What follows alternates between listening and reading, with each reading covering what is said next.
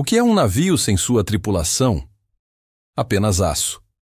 O Cyclops levava muito mais do que minério. Levava histórias humanas. Quando o USS Cyclops deixou o Brasil em fevereiro de 1918, havia 309 pessoas a bordo.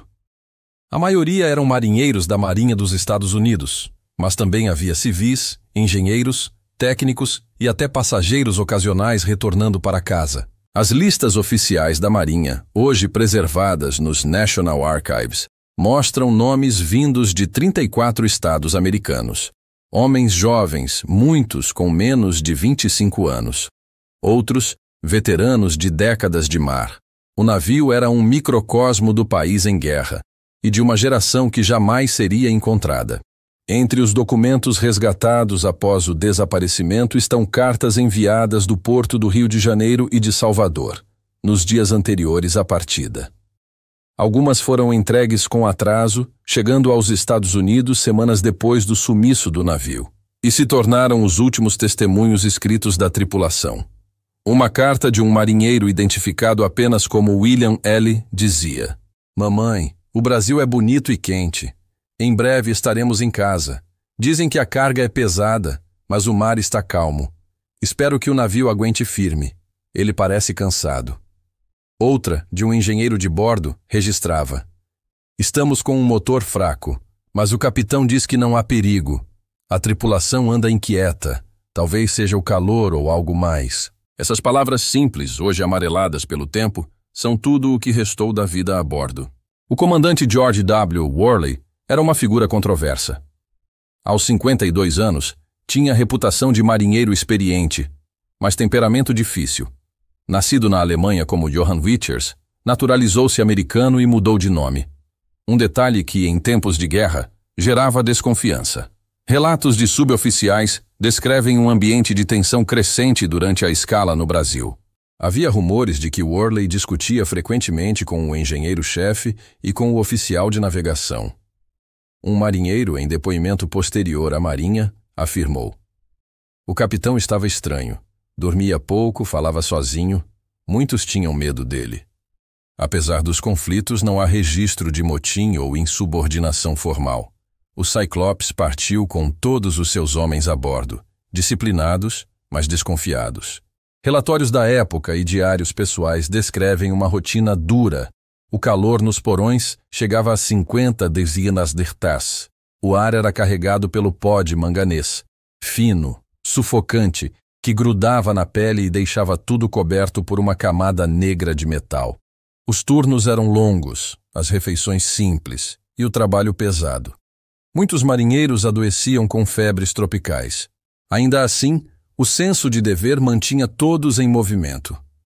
Um ex-cozinheiro do Cyclops, que desembarcou antes da viagem fatal, escreveu anos depois: "Era um navio cansado, mas de homens fortes.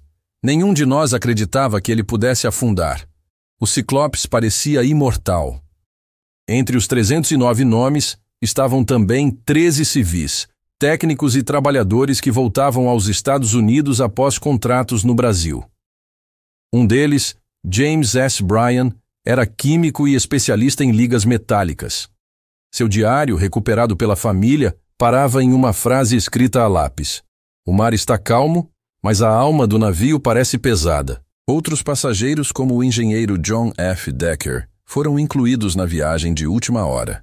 A Marinha apenas confirmou seus embarques dias depois, evidência de que o navio estava sobrecarregado e apressado para retornar. Após o desaparecimento, começaram as especulações. Alguns jornais insinuaram que o comandante, de origem alemã, poderia ter entregue o navio ao inimigo. Outros sugeriam motim ou sabotagem, mas nenhuma dessas hipóteses se sustentou. O Cyclops nunca emitiu sinal de rádio, e os submarinos alemães que operavam no Atlântico Sul não registraram nenhum ataque naquela rota. As famílias dos marinheiros protestaram contra as acusações. "Nosso filho não morreu traidor, morreu servidor do mar", escreveu a mãe do marinheiro Charles Smith, em carta publicada pelo Baltimore Sun, em 1919. Para as famílias, o desaparecimento foi uma ferida sem cura. Durante meses, telegramas e cartas circulavam com a mesma frase fria: "Missing at sea", Presumed Lost. Algumas esposas recusaram-se a acreditar. Relatos da época descrevem mulheres que mantinham janelas acesas todas as noites, esperando que seus maridos voltassem. Crianças foram criadas acreditando que seus pais ainda estavam em algum lugar do mar. Um registro do War Department mostra que, até 1922, dezenas de famílias ainda escreviam pedindo notícias ou indenizações. Nenhuma resposta concreta foi dada. Quando o relatório final foi publicado, em 1919, os nomes dos 309 homens apareceram juntos, sem distinção de posto ou patente. Era a única forma que a Marinha encontrou de homenageá-los, mas os familiares notaram algo perturbador.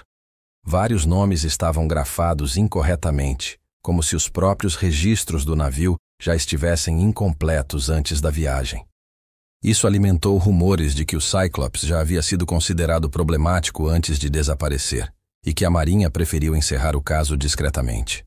Até hoje, nenhum documento comprova isso, mas a ausência de detalhes continua a intrigar historiadores. No Cemitério Nacional de Arlington, não há túmulos individuais dos tripulantes do Cyclops, apenas uma placa coletiva, em memória dos desaparecidos no USS Cyclops, março de 1918, que o mar os guarde e a história os recorde. Em 2018, no centenário da tragédia, o US Naval History Command realizou uma cerimônia simbólica. Um único sino foi tocado 309 vezes, uma por cada alma perdida. Nenhuma resposta foi dada, mas o eco daquele som lembrou a todos que o Cyclops não é apenas um mistério, é uma cicatriz. Um século depois, o nome Cyclops continua vivo entre marinheiros, historiadores e famílias. É o símbolo da fragilidade humana diante do mar e da persistência da dúvida. Talvez nunca saibamos o que realmente aconteceu, mas o silêncio do oceano ainda carrega o eco das vozes que nele se perderam. 309 homens, um navio, nenhum vestígio, e uma história que o mar, até hoje, se recusa a devolver.